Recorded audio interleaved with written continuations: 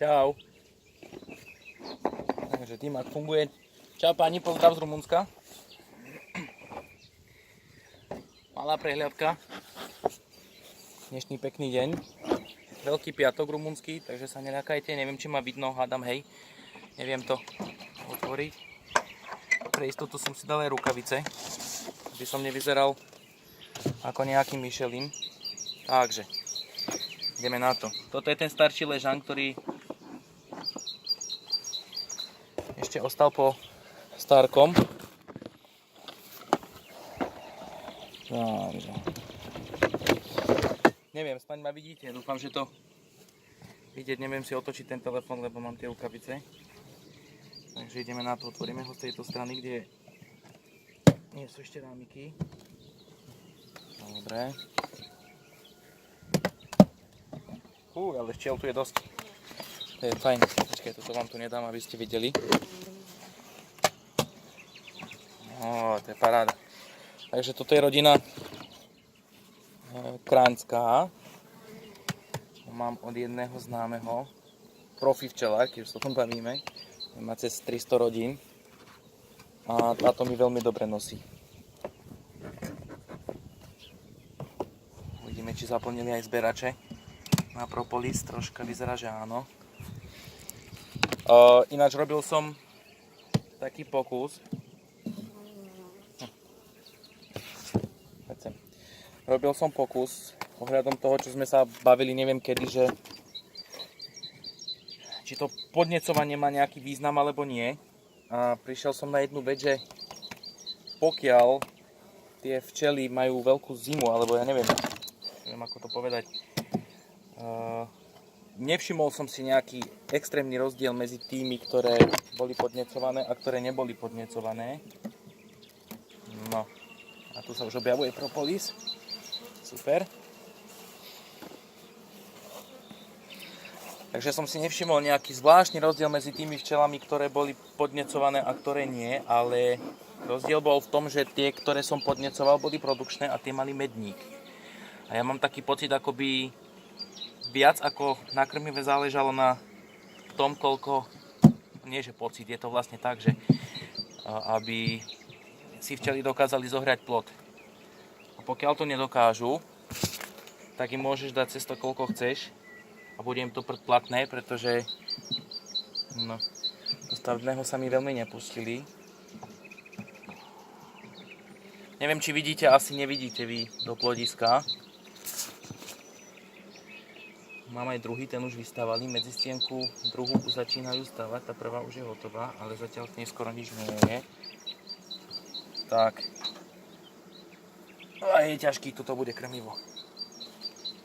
No, tuto doniesli nejaký nektár. Bohužiaľ, počasie v Rumunsku bolo aké bolo, takže toho nektáru aj napriek toľkým kvetom veľa nebude. Čo ma najviac trápi, že ten vietor toto všetko pokazil, aby som nebol hnusný. A vlastne aj tie včelstvá sú, aké sú tie rodiny. No, tuto je vajíčok, kopec, aha, matka. Skúsim vám ju ukázať.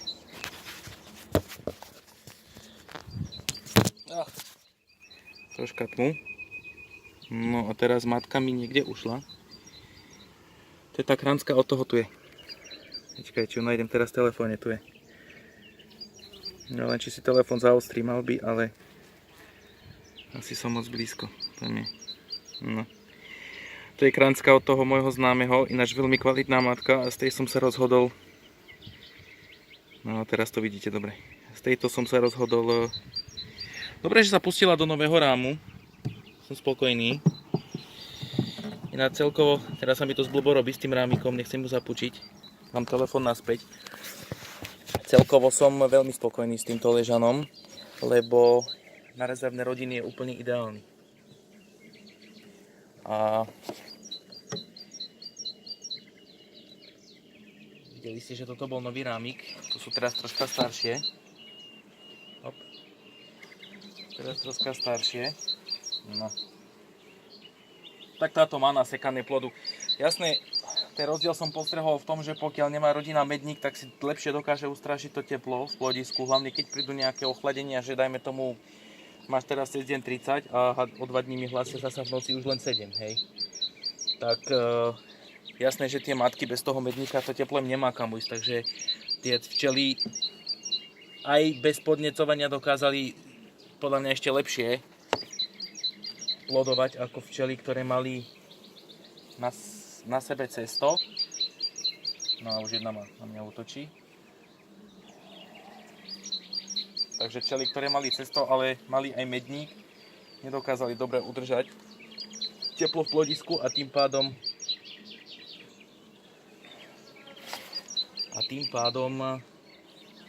nebolo to plodovanie také ako v ležanoch. Takže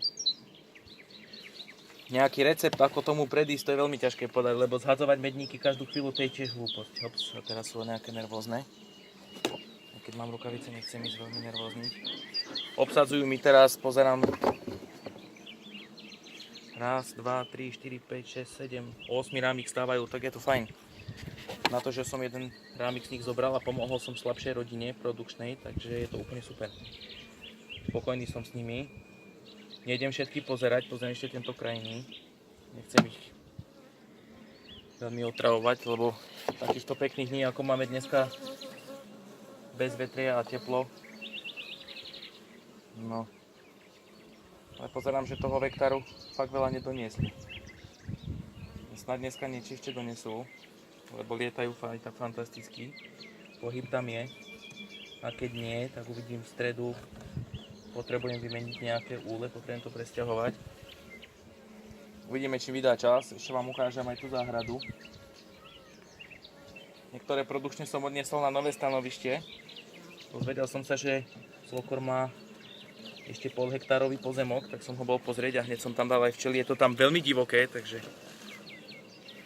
uvidíme, ako budú na tom tam.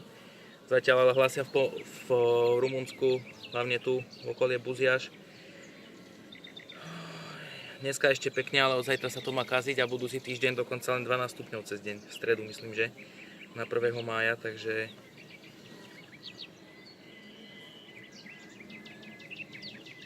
príde mi to dosť divné. Toto počasie hlavne na to, že už je mája, väčšinou tu v máji. Aha, minulý rok v takémto čase, čo je dneska, 26.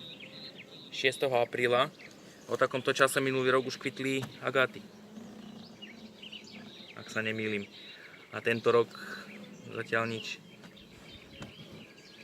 No fuč. A ani sa mi nezdá, že by sa im chcelo kvitnúť. Môžeme sa ísť hore pozrieť. No s telefónom asi nie, ale pozerám, že agaty sotva pustili lístky. Sú troška neskoré stromy. Ináč je to tu fantastické. Keby to počasie troška spolupracovalo, tak viem, že tých 50 kg na rodinu z pevného stanovišťa tu nie je problém vytočiť. No. Takže toto bol ležan. Ja ho ešte rýchlo pozakrývam.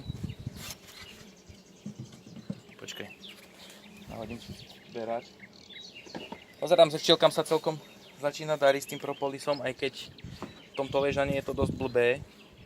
Veľmi ťažko sa tu dáva tento zberač. Nedrží to tak, ako by malo. Preto používam aj tú ďaliacu stenu, ktorá je troška vyššia a to vlastne drží na tom, takže je to super. Oni ju troška prilepili a prilepili to aj na zberač, takže som spokojný s touto rodinou. Musím uznať, že táto matka je od včelára, ktorý to nerobí nie cez nejaké chovné série alebo cez neviem čo, ale má proste nejaké rodiny chovné na to, aby si tie matky vychovával sám. Evidentne to tomu chlapovi funguje dobre len z toho dôvodu, že s touto matkou som veľmi, veľmi spokojný. Že s touto matkou som veľmi spokojný, takže mám čo chovať. Pozerám, že aj čistiaci putie úle sú čisté, celkom zo spodku pozerá, že vlastne mám pevné dno na tom a nevidíš tam žiadny podstatný problém. Opa, takže rukavice si dám dolu, teraz už sú mi na dve veci.